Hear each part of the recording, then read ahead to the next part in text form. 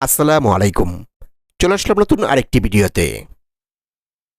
আফসোস, শ্রীলঙ্কার বিপক্ষে প্রথম ওয়ানডেতে জিতা ম্যাচটা না হারলে এখন শ্রীলঙ্কাকে তাদের ঘরের মাঠে বাংলাদেশে চিন্তা করতে পারত টিম টাইগার্স।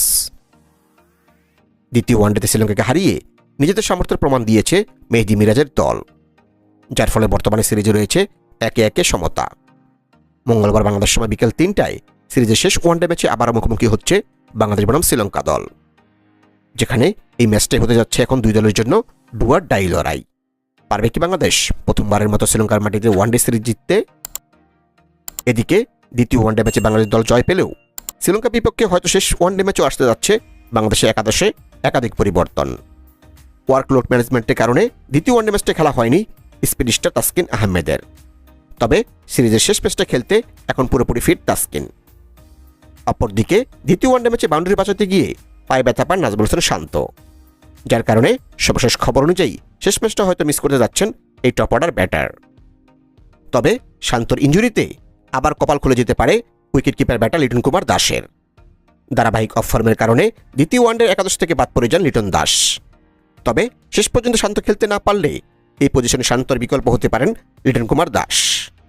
যদিও মোহাম্মদ নাইম শেখর সুযোগ চলে আসতে পারে সেক্ষেত্রে। অবশ্য লিটন একাদশে ফিরলে উইকেট কিপিং নিয়ে যে দুরবস্থা দেখা গেছে দ্বিতীয় ওয়ানডে ম্যাচে, সেটা অনেকটা দূর হতে পারে শেষ ম্যাচে। তো চলুন দেখে নেই সবকিছু মিলিয়ে তাহলে কেমন হতে পারে শেষ ওয়ানডে ম্যাচে টাইগারদের সম্ভাব্য শক্তিশালী একাদশ। Number 1 Parvez Hossain Emon, opening batsman. Number 2 Tanzid Hasan Tamim, opening batsman. Number 3 সম্ভাব্য Liton Kumar Das, one down batsman. Number 4 Towhid Hridoy, middle order batsman. Number 5 Mehidy Hasan Miraz, batting all rounder and captain. Number 6 Jaker Ali Anik, middle order batsman.